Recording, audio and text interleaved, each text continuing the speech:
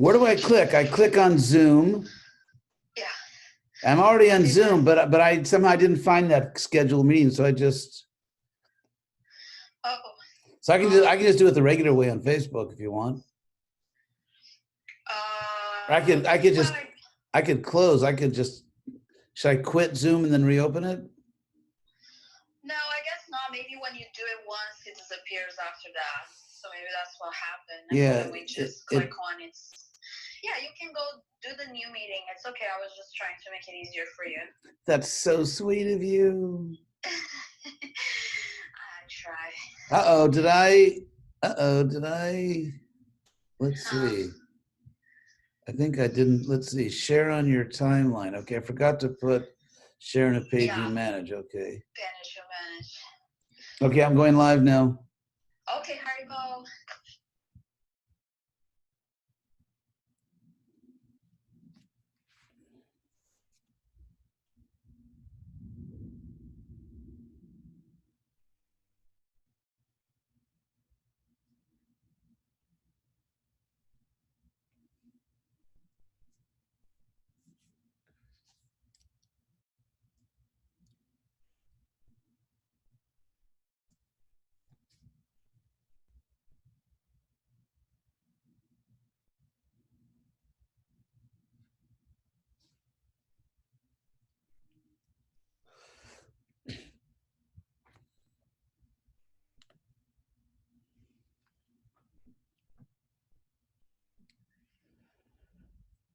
So,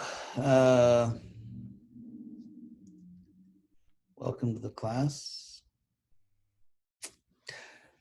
Today's class is going to examine typical arguments in favor of abortion or legal abortion. I want to emphasize that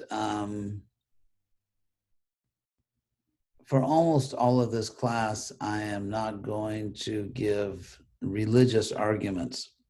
There is a very heavy statement actually in the Bhagavatam about abortion, which I'll give at the end. But I'm not going to argue on the basis of revealed scriptures or the statements of religious authorities. I'm going to examine the common arguments for abortion in a philosophical sense. And I'm going to ask the question, are these arguments philosophically sound?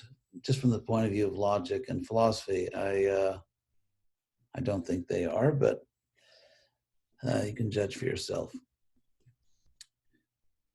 So,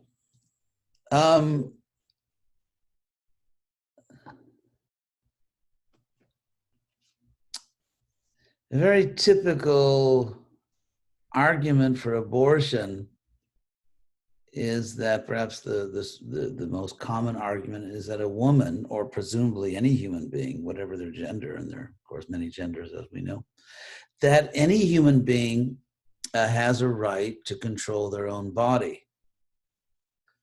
So let's look at that idea, that a person has a right to control their body. First of all, the first question I want to ask, again, philosophically, is who is the person? Who is the person that we're talking about?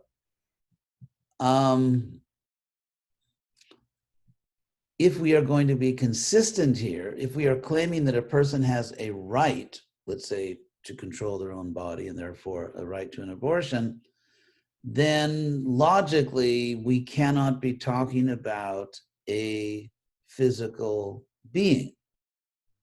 The body can't be the person for the simple reason that the body is physical, but a right, to have a right to something is metaphysical.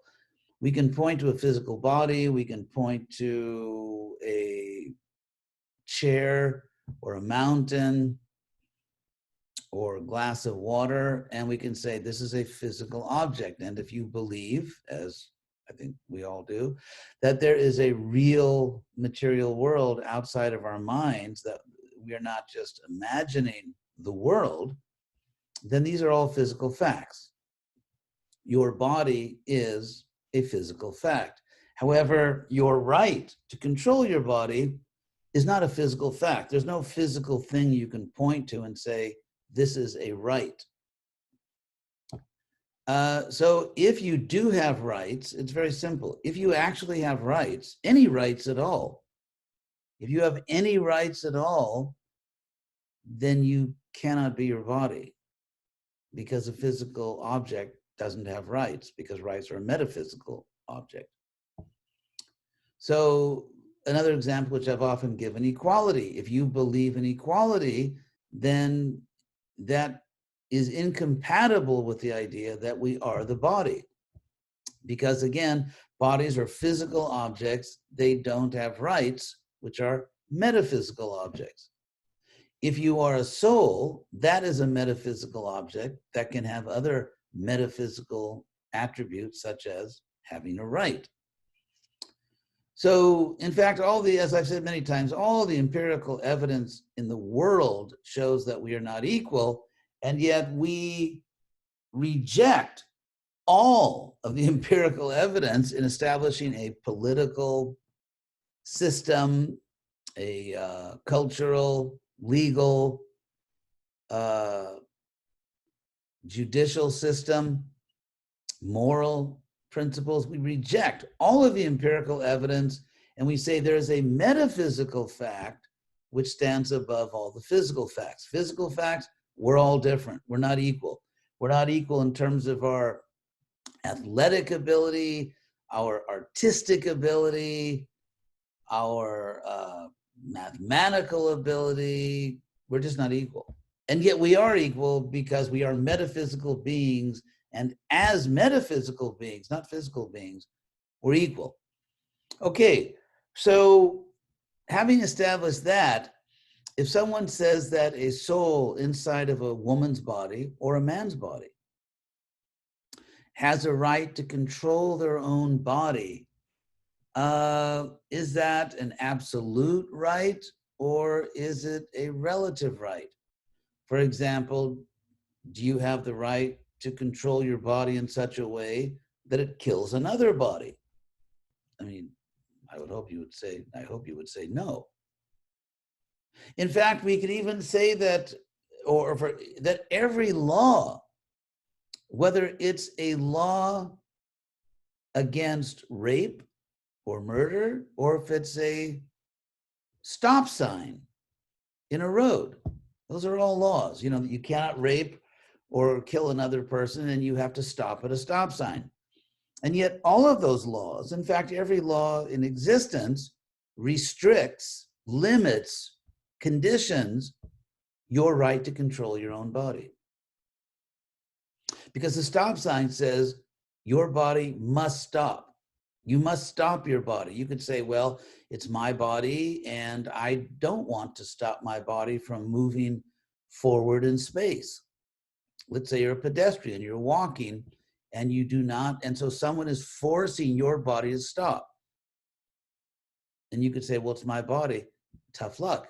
Because in fact, just as individuals have rights, societies have rights, and so therefore, if society perceives that you, in exercising your right to control your body, are infringing upon, violating the rights of society, then we all accept that society has a legitimate right to restrict, control your right to move your own body. And so therefore, saying that a woman or a man has a right to control their own body, and if you just say that, it's not a serious argument, because it's not considering, are there other factors which would justify society restricting your right to use your body in a particular way? So just saying I have a right to do whatever I want with my body, bad philosophy, if you just leave it there. So let's look at some of the arguments, further arguments given to justify a person's right, a man or a woman, because a man can initiate an abortion. Sometimes men, by threats, by psychological pressure, by bribery, induce or force or pressure a woman to have an abortion. So this is not a philosophical attack on women. Let's just say, does anyone have a right to cause an abortion to be performed? Clearly, the abortion is going to be, it's a medical procedure performed on a woman, but does anyone have a right? For example, in China, they had a law up until very recently, for decades, that because they were concerned about overpopulation, that you could only have so many children. So if a woman got pregnant and she already had the limit of children, the state could require her to get an abortion. So a government can force an abortion, a woman can choose to abort her own baby, a man can either by criminal force or by psychological pressure, bribery, whatever. So let's not just blame the women here. Let's just say, does anyone have a right to cause an abortion to be performed on a woman?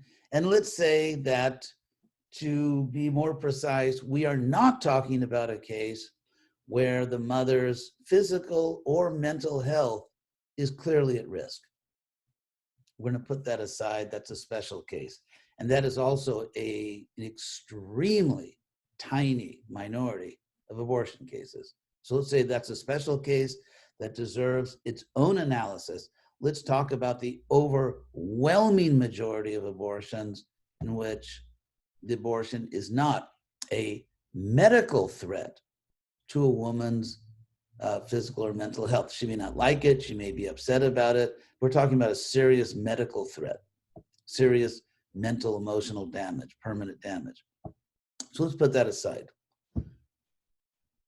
Now, if we look at the general argument given that the embryo is growing in the woman's body, and so the woman, or not women, people argue, well, it's part of the woman's body.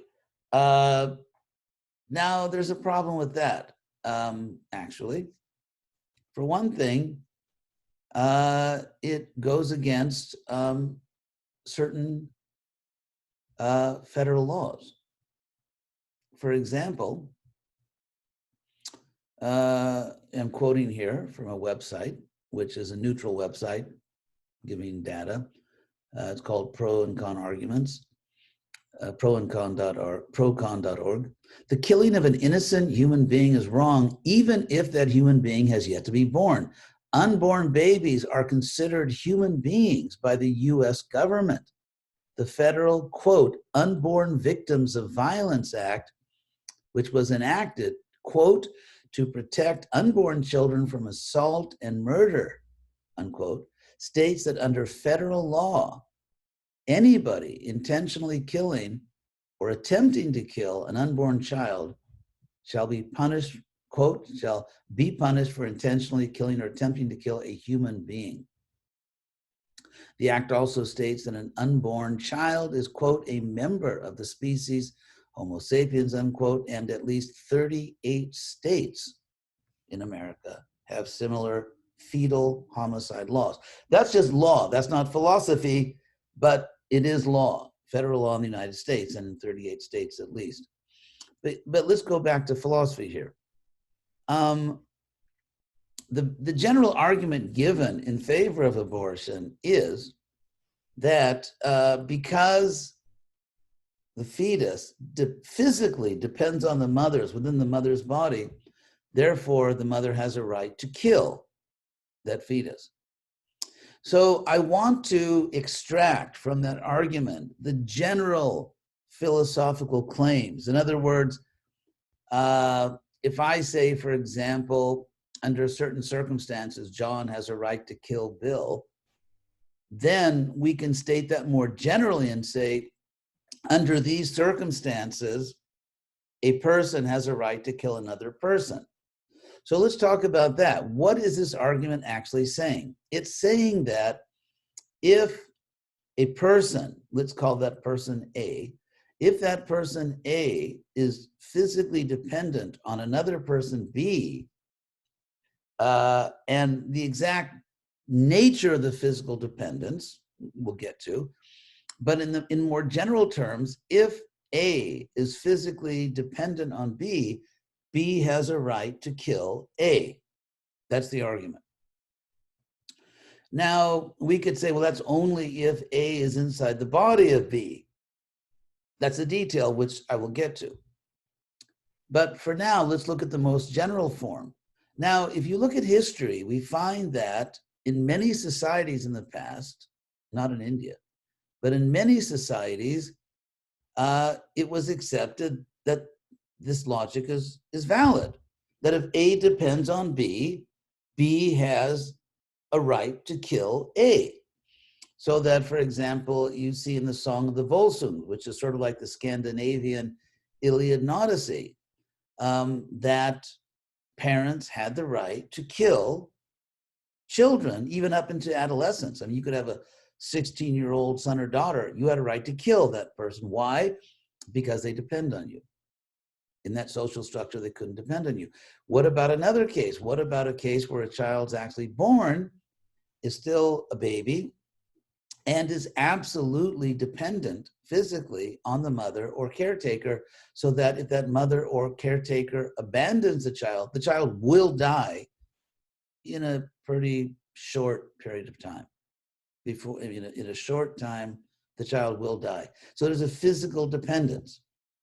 So therefore, one could say in that case, even though the child is born, the mother, father, whoever is taking care of the child has a right to kill the child, because dependence establishes the right to kill the dependent being. Now, that's not a very attractive argument. So obviously, people who think that abortion generally, not in special cases where there's risk, serious risk, medical risk to the mother's health, but general cases, which are the overwhelming majority of them, that abortion is a special case because the child is still inside the mother physically. So someone would have to show why this fact of being inside the mother somehow deprives the person inside the womb of all rights. Somehow the fact of being inside, because we know that, I mean, for example, let's say a baby is born and the baby or the young child obviously is not developed physically or mentally. That, very young child is many, many years away from full mental and physical development. And yet, because that child is in a process of development, the law, federal law, even about abortion, and especially law about the child that's born, considers that we have to look at the biological direction, that is a person that simply hasn't developed all of its powers yet. And therefore, it still has to be counted as a person. For example, here's another quote: upon fertilization, a human individual is created with a unique genetic identity that remains unchanged throughout his or her life. So genetically, you are a complete person at conception. You are genetically complete. You are all you are ever going to be in terms of your body. So anyway, the other thing, let me get back to my main argument here. So let's say by analogy, let's give an analogy that you are, let's say, in your house, and your home is your castle. You're in your house and someone comes to visit you. Now, let's say that person, God forbid, suffers something like, let's say, a stroke, and you are unable to contact any relatives or intimate friends of that person, so that, and that person has become completely disabled. They cannot feed themselves. Let's say that person even really can't breathe on their own. but you have to have some equipment in your house so you keep the person breathing. Or maybe you actually do resuscitation. You're breathing into that person's mouth. My point is, at that point, that person absolutely depends on you. That person cannot survive even, let's say, several seconds without your help. Does that give you the right to kill the person? Now, you could say that's not the same as being within someone's body. Well, go back to our metaphysical assumption that as a physical being, you have no rights. And actually, more and more philosophers and scientists are realizing that consciousness is not just a physical part of the body. So, so if you're a metaphysical being, if you're not a metaphysical being, you have no rights. So why are we even having this discussion? If you think you have any rights at all, you are claiming to be, logically, philosophically, a metaphysical being. And therefore, you are living inside your body. So you could say the soul lives in the body, the soul lives in the body, which lives in a house.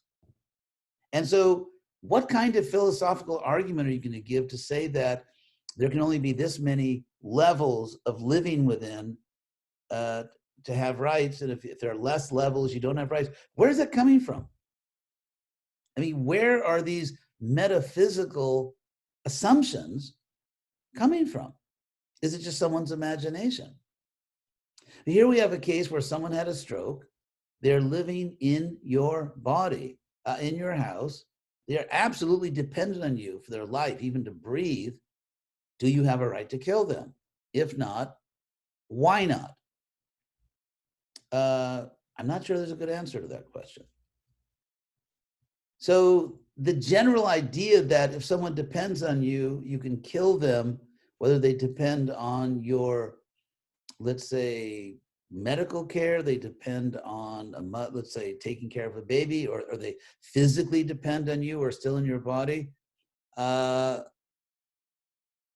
somehow you could say, what about little baby kangaroos that live in the pouch? They're technically in the mother's body in the pouch, but they're not biologically inside. I mean, how are you going to justify all of these fine distinctions and special rules?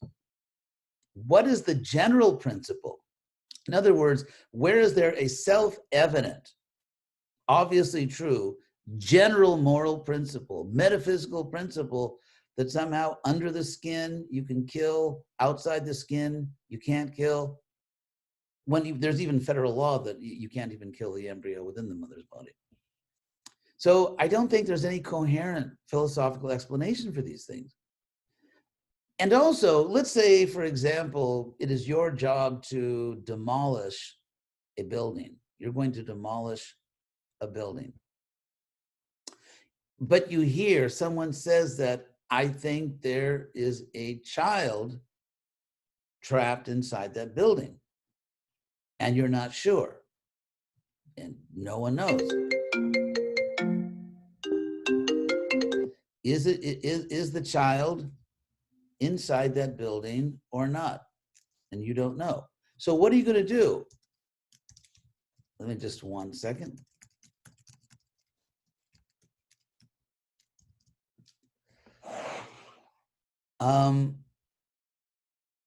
What are you going to do? Are you going to say, okay, we don't know if the child's in the building or not, so let's destroy the building? Or are you going to say, until we find out, we're not going to destroy the building? So we have these facts that you are a metaphysical being. Otherwise, you have no rights at all. There's no need to talk about this. It's just like, for example, let's say someone kidnaps another person, enslaves another person, and has complete power. Now, as a physical fact, as an empirical fact, say the kidnapper owns the other person's body. That is a fact. Has complete control over that other person's body. They can do whatever they want with that body, that living body, that person. That's a physical fact. Now, morally, you can say that the kidnapper has no right. That is disgusting. It is evil. And let's say that's all true. But what you're saying, if you say that the kidnapper or the slaveholder has no right to do that. You are saying the physical fact doesn't matter, the metaphysical fact matters. That the physical fact is not what should be. What should be is not the physical fact, the metaphysical fact that everyone has a right to live free of slavery, or that no one has a right to kidnap anyone. You're claiming that the physical fact doesn't matter. So when it comes to abortion, and you say that, let's say someone says that the embryo is inside the mother's body, that's a physical fact. We all know that. Why in that case is the physical fact enough to determine the metaphysical fact? In the real world, let's say someone kidnaps someone else and actually is controlling their body. We say that doesn't matter. That is a crime. It is abuse. And you cannot derive a moral principle from the physical fact. In other words, you can't say because of the physical fact that this person has enslaved that person's body, therefore, the moral principle follows that the person has a right to enslave them. The metaphysical moral principle doesn't come out of the physical fact. It is the moral metaphysical principle which must govern the physical fact. Therefore, the fact that a baby is living in the mother's body, that's a physical fact, but it does not determine the metaphysical fact. The metaphysical moral principle governs what should be done physically, which in this case, in my view, is that you have no right to murder another soul's body. So generally, these abortion debates are not the most philosophical things you'll ever stumble across in your life. So if you say that, let's say anyone owns their body, if you say, well, not only a woman, not only a pregnant woman, but because it couldn't just be pregnant women, we'd have to say that everyone is the proprietor of their own body.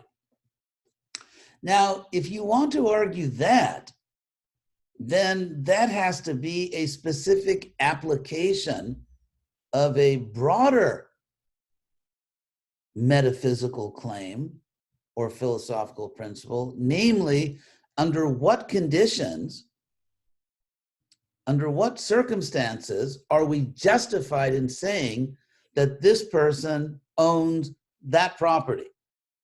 Whether the property is a living body, someone else's living body inside your body, a house, a car, a bank account, a country. For example, the idea that the people own their country, which is an interesting idea. Anyway, what is the general principle? Because you have to have a general principle which you can then apply to a specific case. For example, let's say John steals a lamp from Mary's house. The law is not that John cannot steal a lamp from Mary's house. That's much too specific. The law doesn't mention John, it doesn't mention Mary, and it doesn't mention the lamp. The law says you cannot go into someone else's house against their will, and against their will, take property out of their house. Now, the law says a person cannot, okay, John's a person, can't go into someone else's property. Okay, Mary's house fits under the general heading of someone's property or someone's house, and you can't take something. Okay, a lamp is something.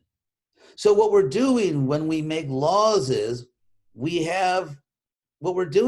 take a general principle, and then if it applies, if it fits a specific case, then that case comes under the power of that law. This is very simple stuff.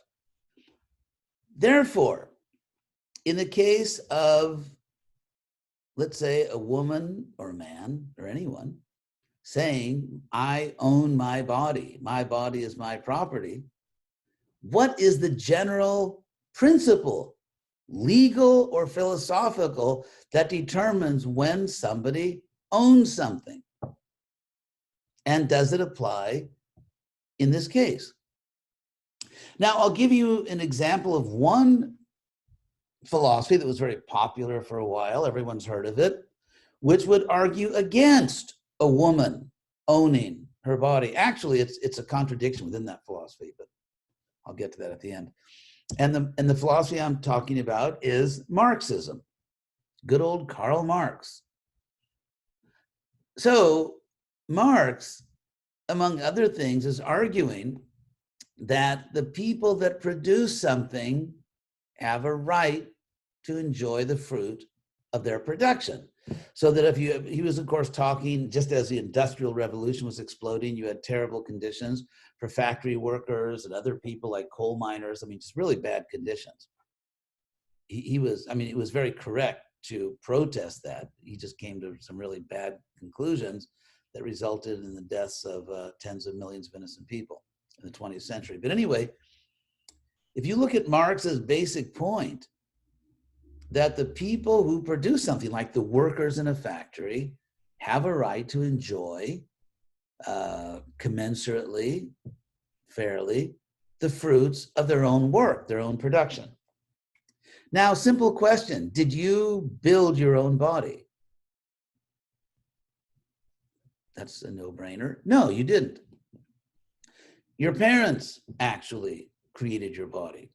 So therefore, you can see the logic of some ancient societies in the Middle East and Scandinavia, even you could say perhaps in the Roman Empire. You can see that their logic, I mean, we don't agree with it, but you can see what they're thinking. Hey, your mother and father created your body, therefore they own your body. That's just sort of a little twist on Marxism,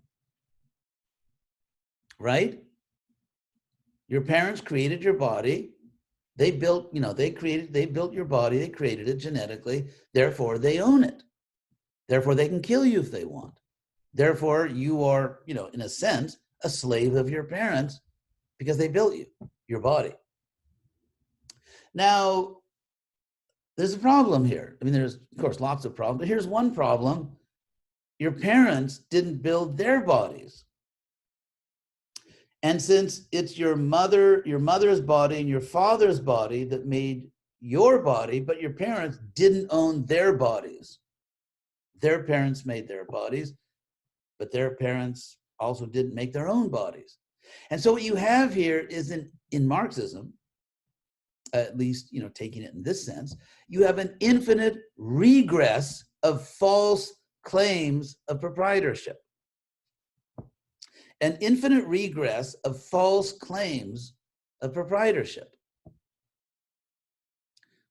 So the one person who, if that person, you know, is there, could make a legitimate claim to owning bodies is, of course, God.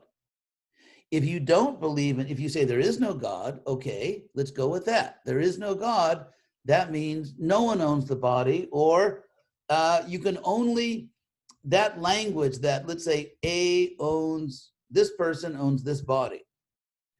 The only real meaning that could have, not just someone's imagination, but the only truly objective meaning that could have is that someone physically has power over someone else's body, or psychologically. I mean, you can, you know, the idea that you so intimidate someone, or by the threat of punishment or whatever, but someone who, by whatever means, actually has control over someone else's body, the body belongs to that person.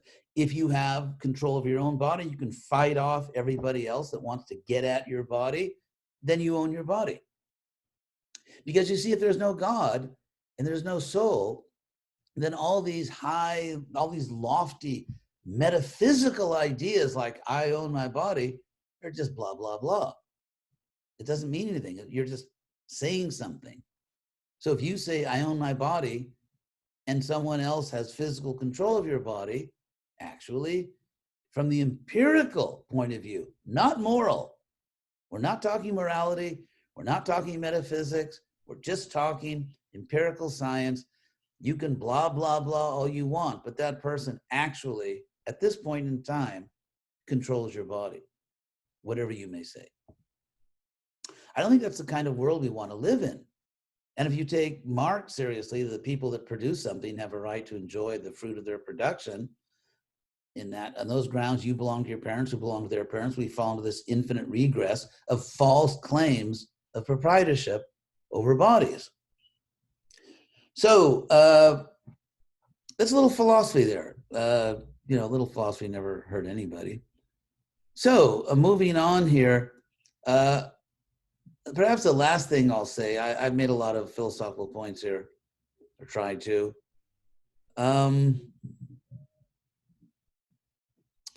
Other limitations on your body. If you do something, let's say anything, like you sneeze, or you walk down the street, or you eat an apple, whatever. If you do something with your body, because in this world we do things with our bodies, and even you could talk about mental activities which have some neurological dependence. I'm not saying that your brain creates consciousness, but it conducts it. So at this point, you know, most people need a brain to think clearly. So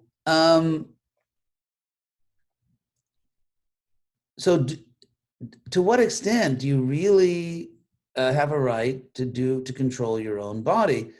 If you do something that actually doesn't affect other people in any significant way, no one really cares. But let's say, for example, you have a right to control your own body, and right now you want to sing. You feel like singing. And let's say you are in an apartment building with very thin walls because it was cheaply built. And there's a rule in that apartment that you cannot disturb your neighbors between certain hours. And you start doing your opera thing, and you know, they come and stop you. They come and stop you because you can't do that. I mean, you can give so many examples. I've already talked about that legally. So therefore, one can say that you know, does abortion affect other people? The simple point is that you only have a right to do whatever you want with your body as long as it doesn't significantly impact other people. If it does, they have a legitimate interest through society to regulate what you do with your body. That's called civilization. And the idea that everyone can do whatever they want with their body, that's called savagery. That's called the law of the jungle.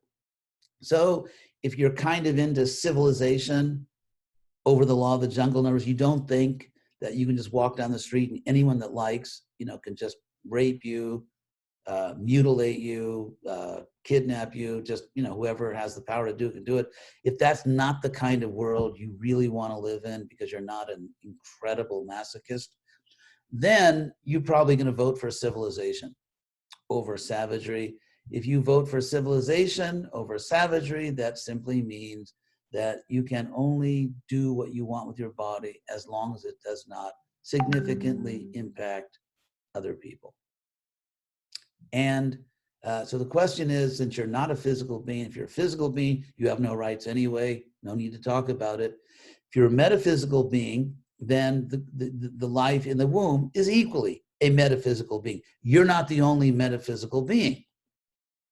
And so therefore, do you have a right to cruelly, or let's take out that word, do you have a right to brutalize, because that's what it is, it's brutality, in an objective, non-judgmental sense. It's just objectively brutality.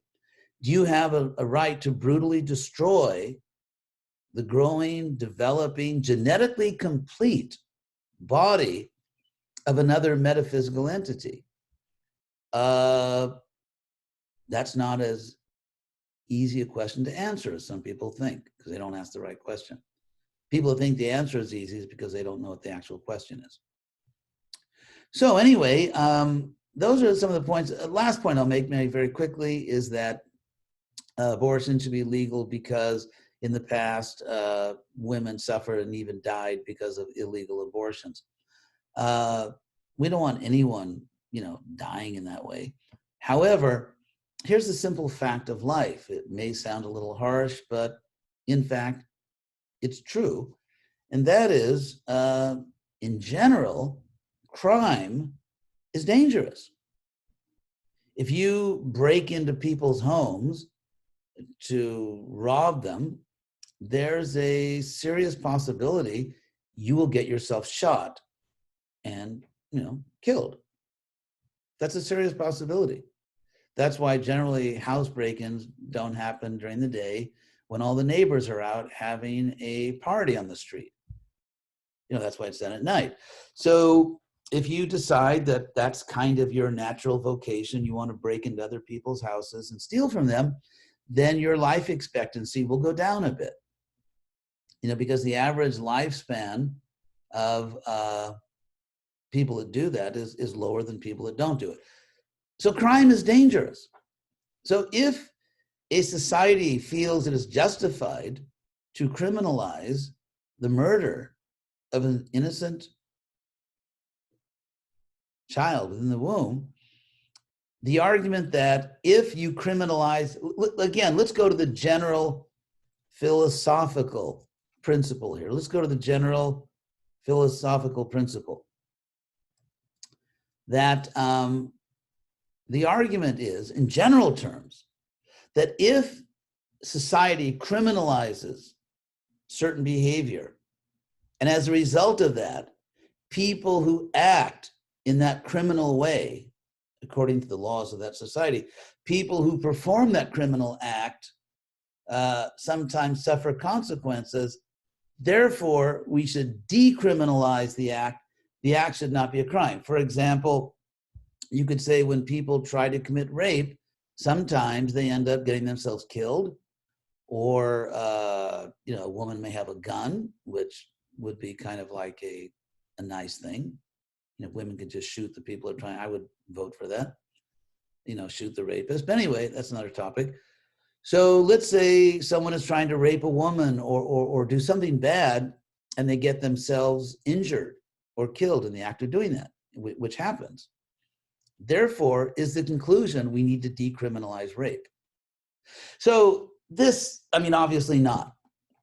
But what this shows is that the fact that society declares a certain act to be a crime, someone engages in that act and gets themselves in some kind of harm, does not automatically mean you should decriminalize the act. That's the point. So the argument that we should legalize abortion because some women, and by the way, I looked it up, it was actually a very, very small number of women, not what you might think. I'll get to that. Proportionally.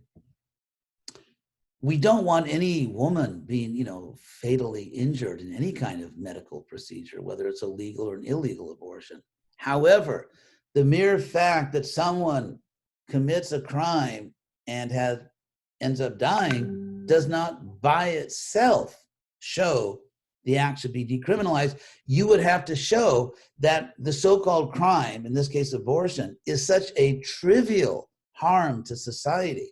It is such an insignificant violation of society's principles that the death of certain people outweighs, is more serious than the relatively insignificant, trivial effects of the crime. Now, if you say that murdering systematically millions of innocent people in the womb of the mother is a trivial, insignificant evil, and therefore it should be decriminalized to say the mother is performing that act illegally. Is that really true, though? That seems to me that's like begging you're avoiding the whole discussion. I'm not sure that you can show that murdering millions of innocent creatures who feel pain, by the way, who are genetically complete, who, if just not bothered in that way, will become persons like us, and to murder millions of them is such a trivial harm that, for example, in 1965,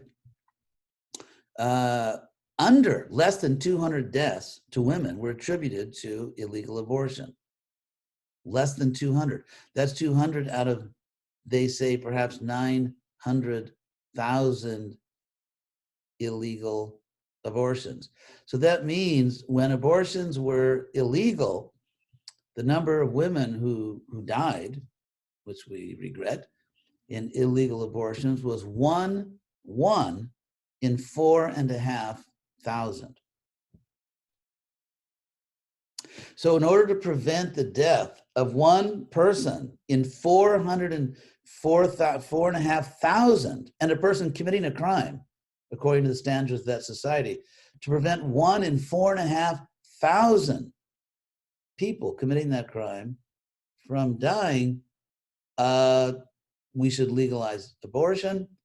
And the result being that hundreds and hundreds of thousands, millions more babies were killed. If you look at, for example, let's say breaking into homes, the number of housebreakers, number of criminals that do that and get themselves killed is actually more than 1 in 4,500.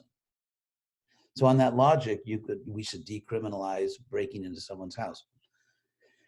In any case, what I'm trying to show is that if someone wants to make an argument for legal abortion, try to make a good one. Anyway, those are the basic points that I wanted to make at this time. There are some questions which have been sent to me on Facebook. One is situational ethics compatible with Vaishnava philosophy in this regard, in case of rape, minor abuse, etc.? It's a very interesting question, just so I can get a good, let's see if I can get a quick definition for you of situational ethics. Situation ethics takes into account the particular context of an act when evaluating it ethically rather than judging it according to absolute moral standards. Yeah, I think we should consider the situation. Let's say if there is going to be significant harm to the mother, significant harm, which I wouldn't include like, I'd rather spend my money on other things, not raising a child. But if there's going to be significant harm to the mother, physically or mentally, and that can be shown to be a medical probability, then I think, yeah, that's the special case I was talking about. So actually, someone wrote me a letter. Let me see if that's related to this class. Oh, I can't read it right now. Anyway, okay, that's not specific for this class.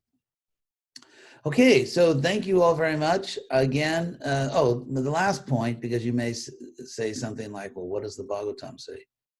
And then there's another question. First, let's say what the Bhagavatam says. In verse, I think it's 9:9:31, actually. I'll read you the Sanskrit. It is 9:9:31. Tasya sadhor apapasya bhrunasya brahmavadinaha katang vadham yatha bavror manyate sanmato bhavan. In this verse, abortion, which in Sanskrit is called brunasya vadham. Bruna in Sanskrit, the word bruna means embryo, and vadham means killing of the embryo.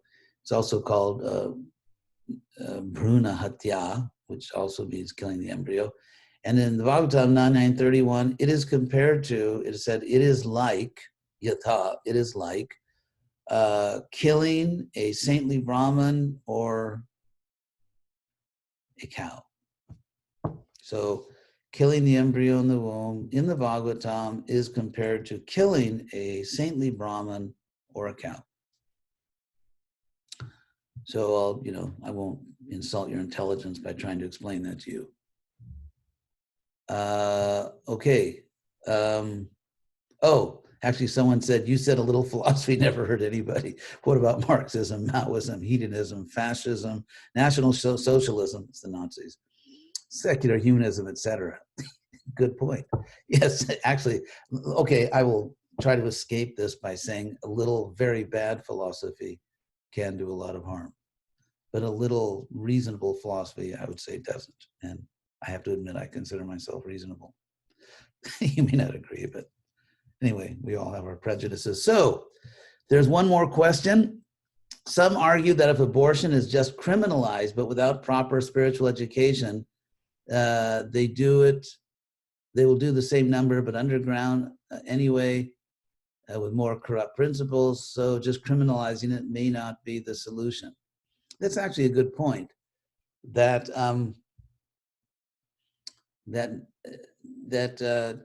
especially in democratic society, it's you can't really, let's say, you can't successfully just criminalize an activity which huge numbers of people will do anyway. And so I would say, as a legal historical principle, it's true. If you get a significant, let's say you get enough people, which would have to be, I would say, a strong majority.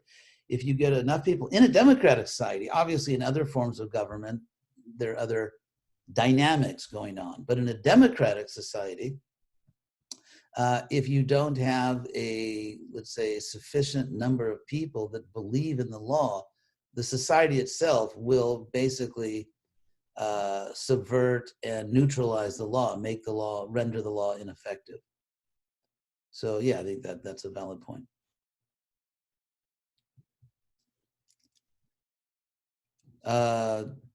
Is there anything else here? There's a little thing here I was reading from. There are serious medical studies done in respectable medical journals showing that there is significant psychological harm caused to mothers who have abortions. For example, for one thing, even physically, that the more women have abortions, the more they are likely, what was this thing?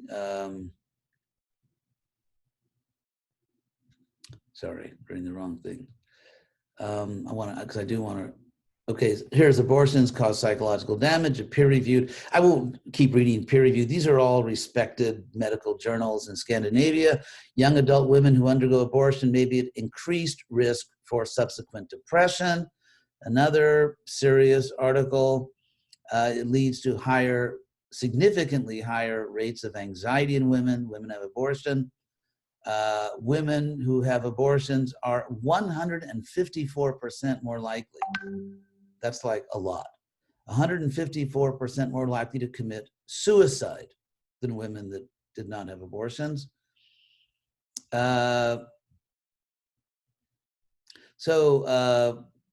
Here's another British Medical Journal report. Women who had abortions were three times more likely to commit suicide. 3 times more likely to commit suicide.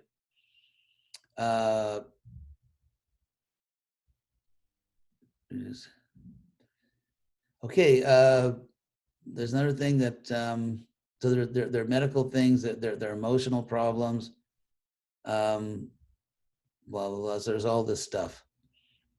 Anyway, I'll stop it. Okay, future medical problems. International Journal of Epidemiology, that 15% of first trimester miscarriages. In other words, they divide the time it takes the mother carries the baby into 3. So the trimester is the first third of that time, approximately 3 months. So 15% of first trimester miscarriages. In other words, a mother loses her child to a miscarriage in the first trimester. 15% of the cases is attributed to a previously induced abortion.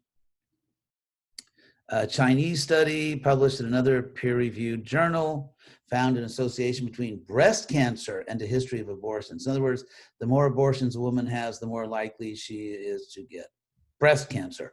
So you can say that, women, not giving women free access to abortions can lead to certain emotional or physical problems. Well, if they have the abortion, they're 3 times more likely to kill themselves.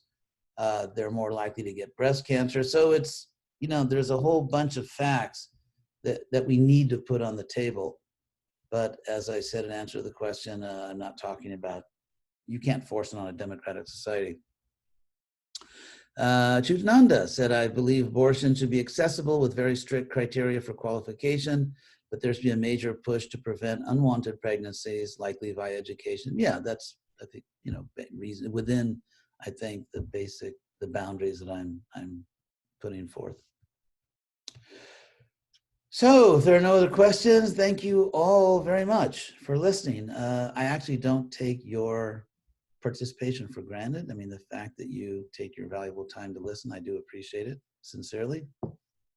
And hope to see you again soon. Actually, I hope you see me again. I mean, that sounds very narcissistic, but I can't actually see you. So I hope you will participate again soon in these programs.